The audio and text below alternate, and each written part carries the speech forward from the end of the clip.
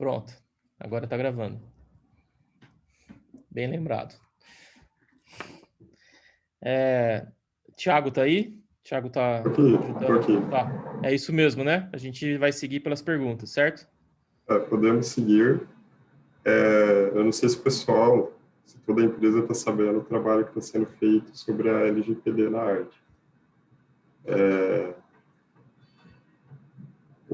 A Adriana Carnevale está mexendo nos processos, falando com as áreas aí para a gente se adaptar à lei. E o Xavier está aí como um dos responsáveis para fazer isso acontecer também.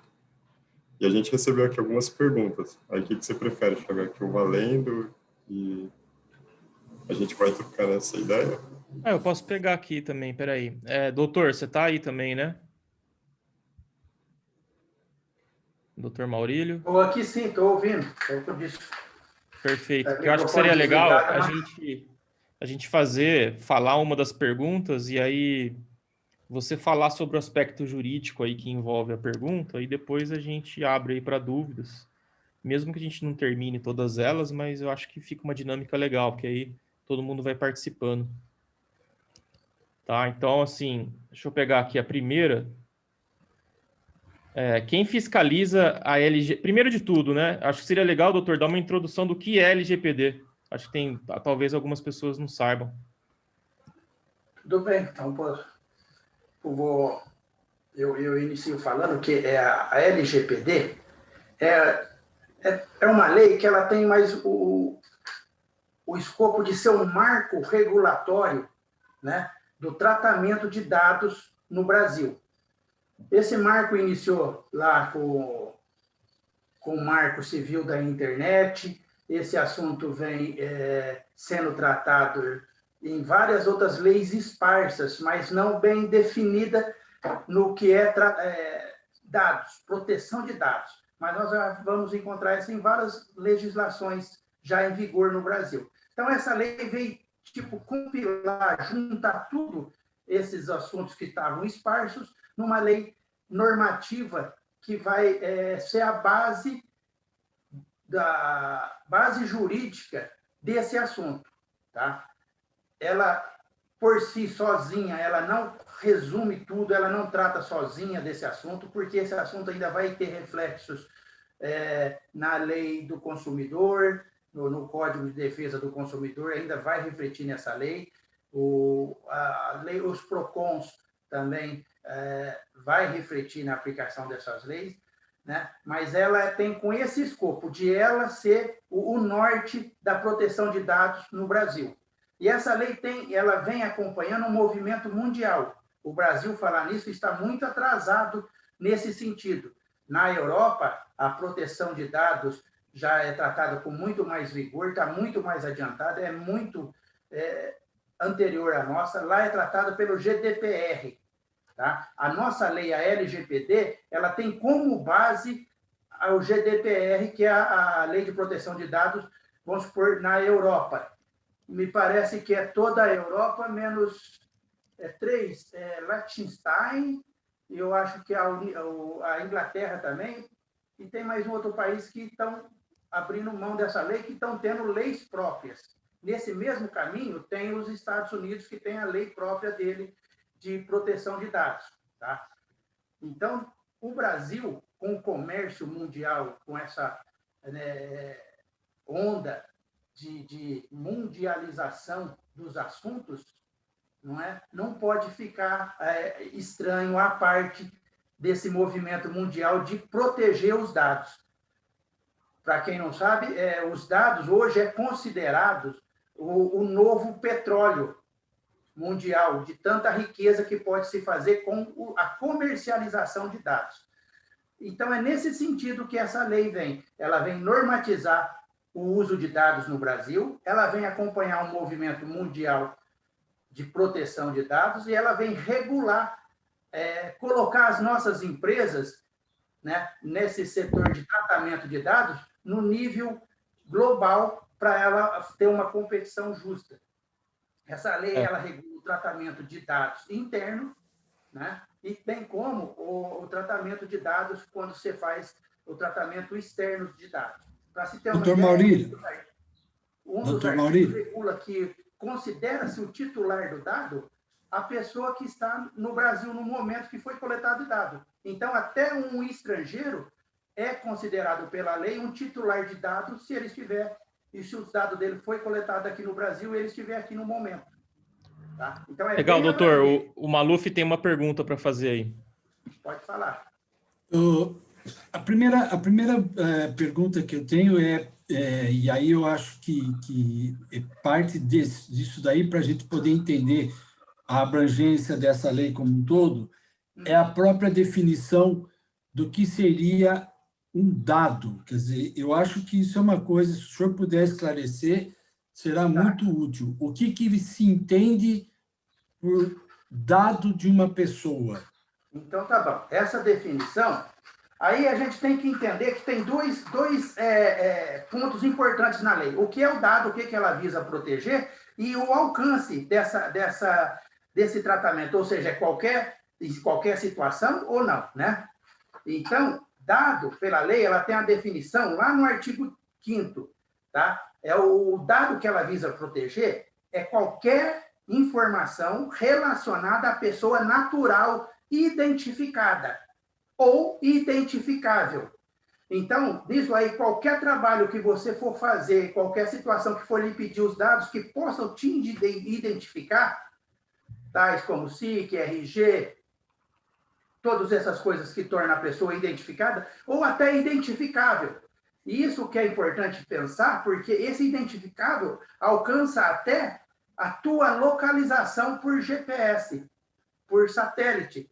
Se acaso vazar um determinado dia e determinada hora, você estava em determinado lugar, conforme a localização do GPS, eu consiga chegar até você, identificar quem que era a pessoa que estava lá, isso se torna um dado protegido pela lei.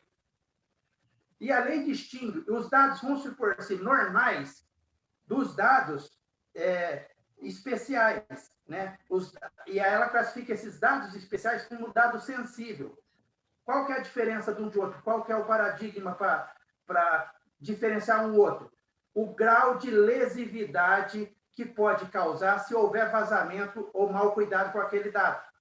Então, se vazar o seu nome corrente normal, pode te causar um problema. Isso é um dado natural, normal. Agora, um dado sensível, se vazar, por exemplo, a sua opção sexual, isso pode te causar um dano maior. Então, esse dado é considerado como um dado sensível. Precisa de um cuidado maior no tratamento desses dados.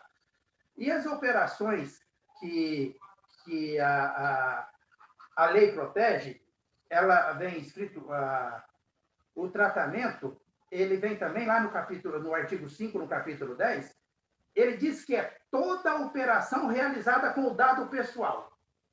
Toda operação. Desde a hora que você coleta, como que você armazena, como que você reproduz, quem tem acesso a esses dados, qual que é a utilização, a destinação daquele dado que você, quando coletou, você disse que ia usar ele para aquilo, tá? A transferência, a difusão, a extração, qualquer coisa que você for fazer com dado pessoal de determinada pessoa é protegida por essa lei. O número de uma conta corrente de um banco, ele é um dado que eu posso identificar a pessoa. Eu não torno só pelo número da conta corrente, eu não consigo identificar quem que é o titular da conta. Então, mas era ele isso me que torna identificável. Se eu tiver, aí vai para o sigilo bancário, mas se eu tiver acesso, quebrar esse sigilo bancário e identificar a pessoa, esse dado era um dado pessoal que o banco tinha que proteger. Ele não poderia. Tá. Então, se houve uma pessoa de fora identificou a pessoa através do número da conta, a gente entende pela lei que houve um vazamento do dado. Entendeu? Isso era a obrigação do banco proteger. Se o banco não te protegeu, ele que vai ser responsabilizado pelo dano que você sofrer em razão de alguém ter sabido pelo número da sua conta ter identificado a sua pessoa. Olha que interessante. Agora com o Pix, por exemplo, se você tiver os dados da conta e clicar lá para fazer uma transferência via Pix, colocar só a informação da conta, ele já vai aparecer seu nome. Então, Aparece só que a gente tem que entender que a lei no Brasil é nova e está sendo aplicada, sendo implementada, né? E por enquanto ainda não temos sanções, mas todas as empresas vão ter que se adequar e vai ter que trabalhar com essa dificuldade de identificação da pessoa através dos dados. Exato. Não só, Maluf, se você, por exemplo, quiser fazer um Pix e não tiver a chave da pessoa, só que essa pessoa já teve o cadastro no Pix, se você colocar só a agência e a conta, o sistema encontra qual é a pessoa, informa o titular daquela conta e você pode transferir o valor. Hoje é assim, hoje já está dessa forma. O que a lei recomenda é que, nesses casos, como você tem uma chave que é pública, né? Essa chave ela pode ser, não é protegida pela lei, por quê? É uma chave pública. E todos os outros dados que ela remete, ela recomenda que sejam anonimizados, porque quando você anonimiza um dado, você não consegue mais identificar a origem daquele dado, né? Aquele dado anonimizado se refere. Aí ele perde a característica de dado pessoal.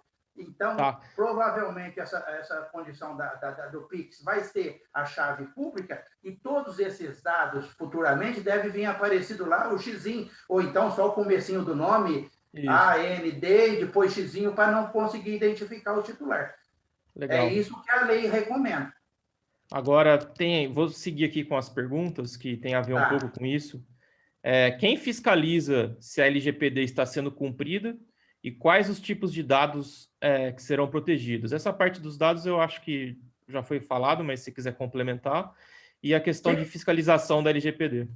Quem fiscaliza, no primeiro momento, vai ser o titular. Você vai ser o fiscal do cumprimento da lei.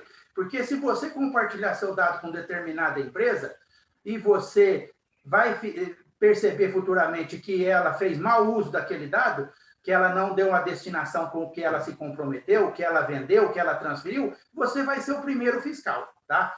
E você, como titular, sabendo disso, que houve alguma coisa que não era previsto para fazer com seus dados, foi feito, você vai se recorrer à ANPD.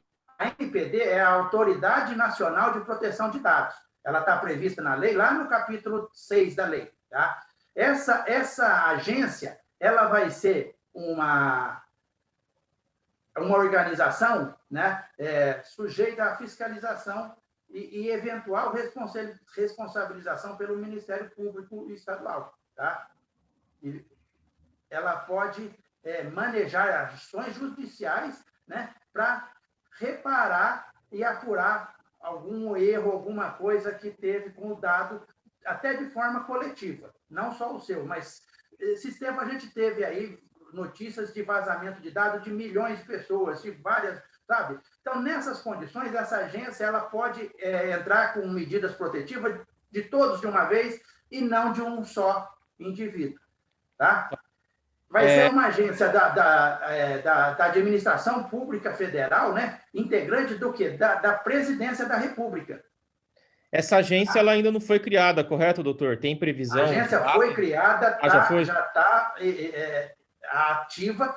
Ela é composta de um conselho diretor e um conselho nacional de proteção de dados. Esse conselho nacional vai ser o órgão tipo consultivo. Ele vai discutir no assunto de dados qual que é a melhor medida a tomar, e aí a agência vai tomar. Esse Conselho Nacional que ainda não está completo. Tá bom. A agência ela é só formada por 9 pessoas, tá? Um conselho diretor, o Conselho Nacional, né, como um grupo, a corregedoria, a ouvidoria e um órgão de assessoramento jurídico e as unidades administrativas dentro da federação. Agora, esse Conselho de proteção de dados, que vai orientar como a agência vai trabalhar, ele é formado por 55, ele é formado por 23 pessoas, tá? Ele vai ter 5 representantes do Poder Executivo, ou seja, governo, né? Um representante do Senado, um da Câmara, um do Conselho Nacional de Justiça, um do Conselho Nacional do Ministério Público, um do comitê gestor da internet no Brasil, vai ter um representante nesse conselho. Aí vai ter 3 representantes da entidades da sociedade civil relacionada à proteção de dados. Então, vai ter... E também tem 3 conselheiros lá de entidades científicas, de tecnologia, pessoas que entendem para dar boa orientação, de inovação, tá? Aí que vem o problema aqui agora. Vai ter 3 pessoas de confederação sindical, 2 pessoas do setor empresarial relacionado a tratamento de dados e mais 2 pessoas do setor laboral. Tá? Mas é esse órgão que vai ter a voz. Só que esse órgão não atua sozinho. Você não se sentiu protegido por eles, você pode buscar o Ministério Público ainda, os PROCONs da vida e a Justiça Comum. Legal. Tá? Mas o órgão fiscalizador vai ser a ANPD, Agência Nacional de Proteção de Dados. Legal. Bom, quais seriam as consequências do não cumprimento da LGPD? Eu acho que a gente já falou aqui, que seria eventual processo aí, tanto por essa agência como por qualquer pessoa que se sinta lesionada, certo?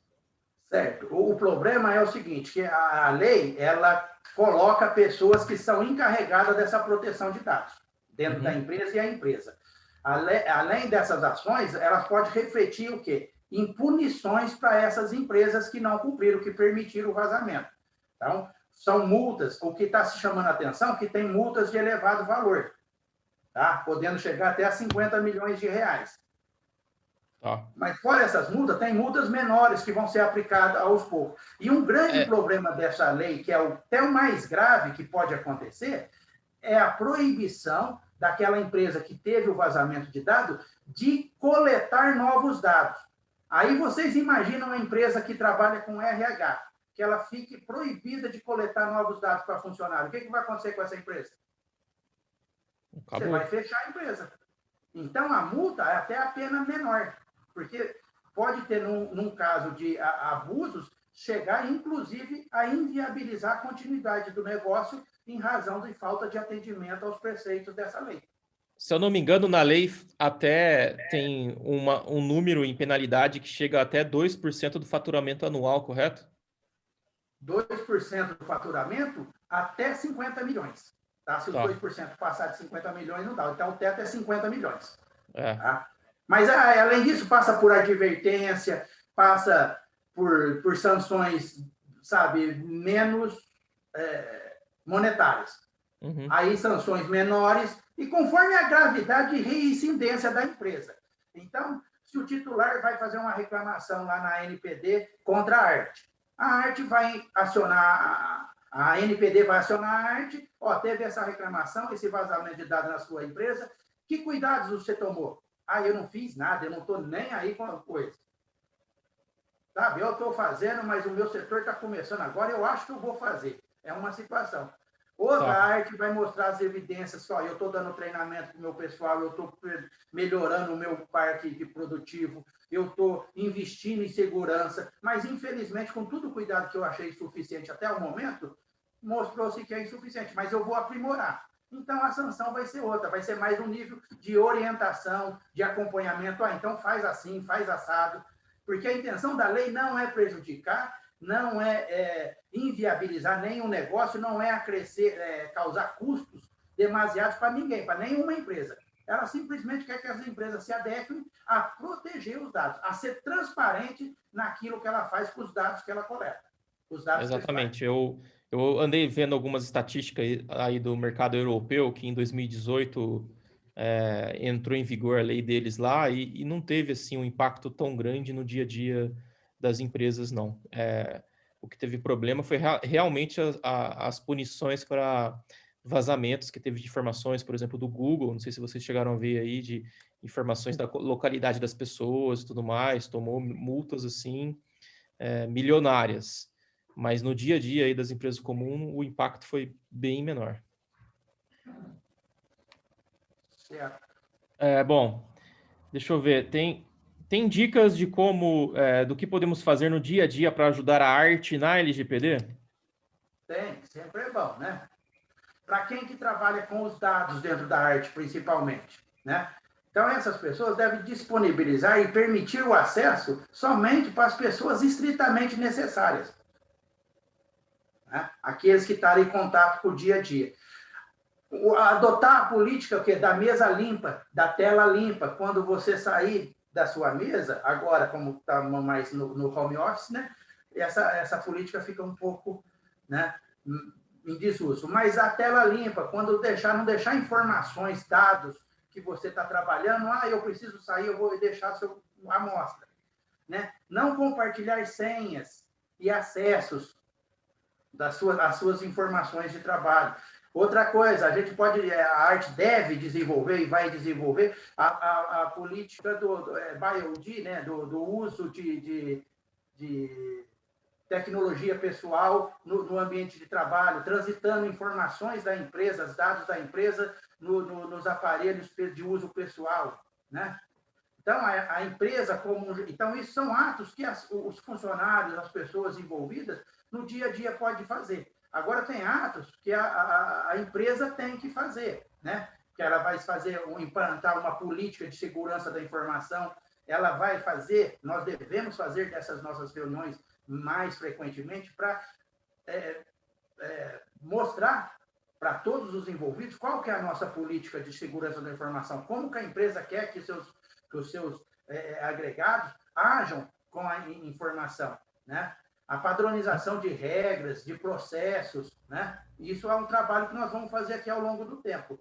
A gente tem que adotar, geralmente, aí é recomendada a computação na nuvem, né? Que tem ajudado as empresas, né, a estarem mais seguras, até em favor, porque o armazenamento seguros aí dos dados, parece que tem a criptografia, né, de ponta a ponta. Enfim, a gente tem que começar a trabalhar com o entendimento que as empresas vão trabalhar em relação aos dados pessoais com a segurança de ponta a ponta. Eu tenho que garantir a segurança, o bom uso do dado pessoal, desde a entrada daquele dado dentro da minha empresa até a hora que eu tenho que eliminar. Dentro desse período, tudo que você achar, isso daqui permite um acesso indevido, um vazamento de informação, um mau uso da informação, você já pode praticar para que isso não aconteça. Legal. Bom, para deixar claro para todos, a questão de política de segurança, a gente está em fase final aí da elaboração dela, deve acabar aí essa semana, aí depois vai ter algumas revisões, e aí sim a gente vai poder divulgar para vocês, aí de repente faz encontros para a gente tratar capítulos que ela compõe, né, e tudo mais. Independente disso, alguém tem alguma dúvida aí que lembrou por agora sobre LGPD?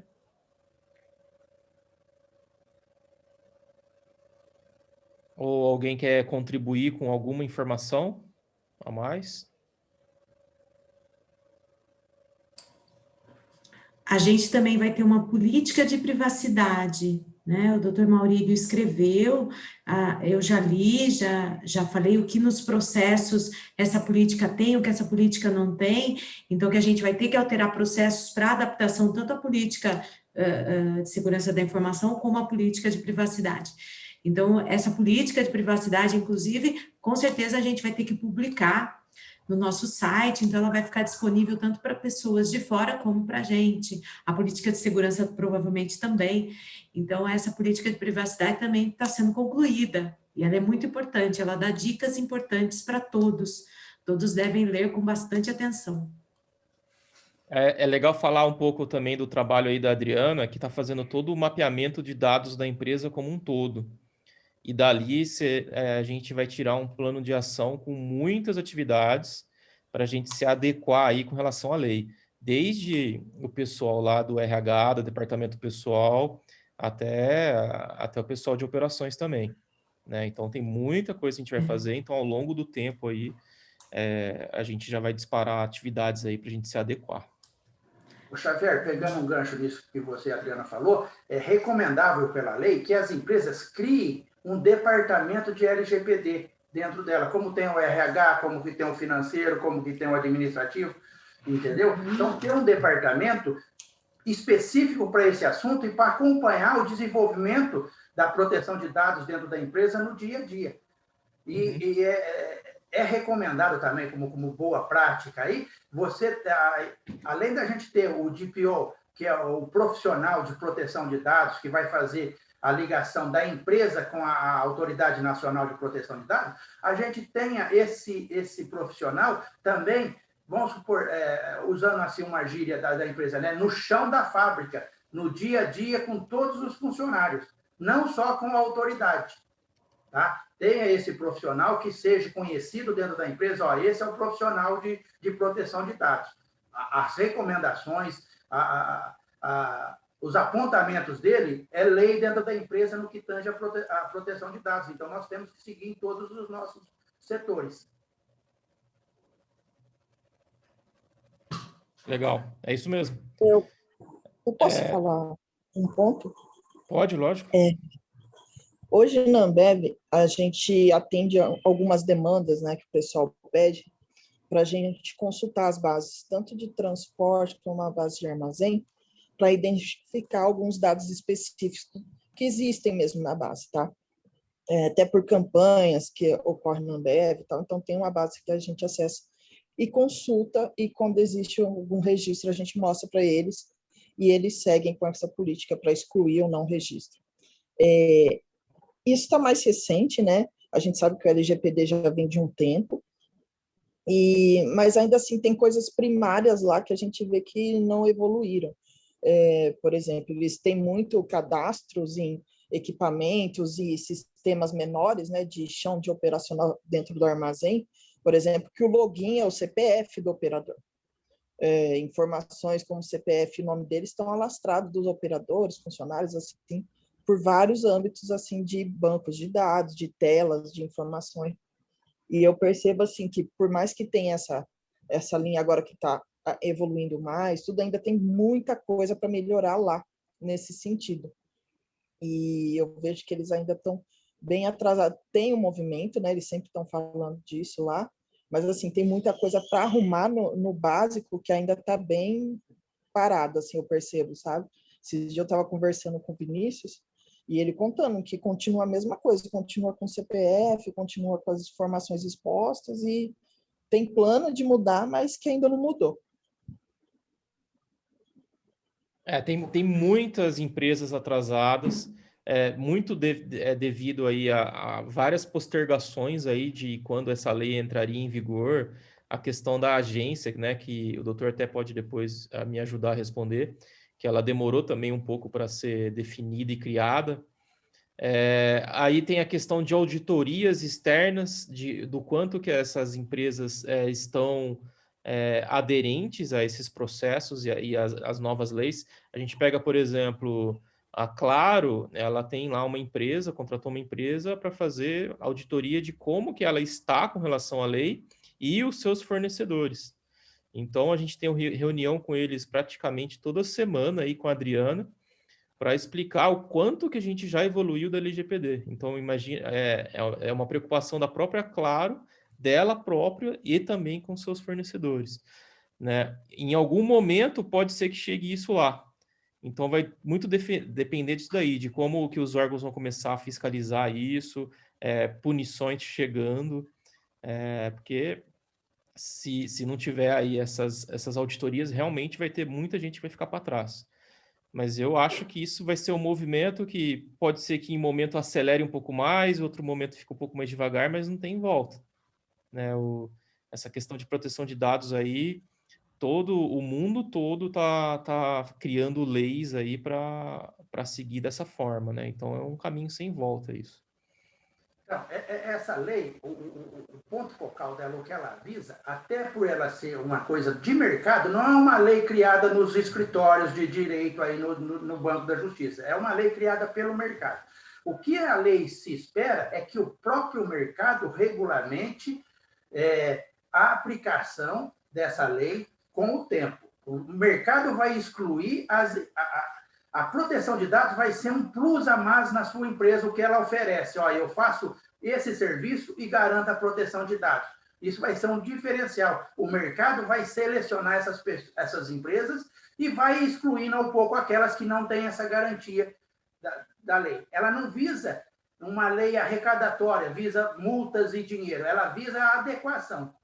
Até por isso que ela recomenda que você não faça a implementação, eu implementei a LPD e acabou. Não, você vai fazer a adequação da LGPD. Conforme o tempo vai passando, a implementação for transcorrendo, o mercado for pedindo novas medidas, você leve a sua empresa conforme o mercado quer. A lei ela é mais exemplificativa do que taxatória. Tá? Naquilo que ela determina, ela é taxatória. As empresas que não se adequarem, não se adequarem às demandas de mercado, a lei vai punir. Ela não vai deixar, eu não quero, o pouquinho que eu vou ficar no mercado, eu vou fazer de qualquer jeito. Não vai. Ela vai ser penalizada. Mas ela quer que você, empresário, você, empresa, se mantenha atualizado com as melhores práticas de proteção de dados que o mercado está exigindo. Então, ela pede que, ano a ano, você faça, no mínimo uma vez por ano, essa auditoria interna para ver a que nível está a sua proteção de dados dentro da sua empresa. Se você julgar que está muito ruim, está abaixo, que o mercado está um nível lá em cima, você adeque você corra atrás para se manter no top lá do mercado, para botar o nível seu seja alto de proteção e você possa transmitir nos seus negócios que a sua empresa realmente se preocupa. Não, é uma política interna da sua empresa a proteção de dados, não é uma imposição legal, que para a sua empresa está de acordo com as regras de mercado no que tange a proteção de dados, em todos os setores, é o ideal, e não é uma imposição legal. É essa a mensagem que a lei quer e quer que as empresas passem para o mercado. Por isso que vários setores que, num momento estão bem atrasados ainda, a empresa vai depois direcionar o foco para acertar aqueles setores. Legal. Bom, pessoal, a gente chegou aí no nosso horário. Só lembrando aí, a gente vai ter algumas coisas que vão alterar aí nosso dia a dia para nossa adequação, né? Me lembraram agora um exemplo aqui que a gente começou, foi com relação àquela mensagem no final da assinatura do e-mail, né? Então, esse é mais um item aí que a gente inseriu e deve acontecer outras coisas aí ao longo do tempo, tá? O Xavier, se você me permite, deixa eu te interromper, mas que eu acho que é importante essa questão que eu anotei aqui como 7, que é a do compartilhamento de usuário e ocorreu o vazamento de dados. Tá? E aí, certo, por falta de segurança, falha humana, quem que deve ser responsabilizado? E aqui é importante eu chamar a atenção para esse ponto, porque aqui vai se diferenciar. Perante a lei, a Agência Nacional de Proteção de Dados, quem que vai ser responsabilizado é quem fez aquela coleta daqueles dados, é quem assumiu a função de controlador, aquele que ia editar as regras de como ia acontecer.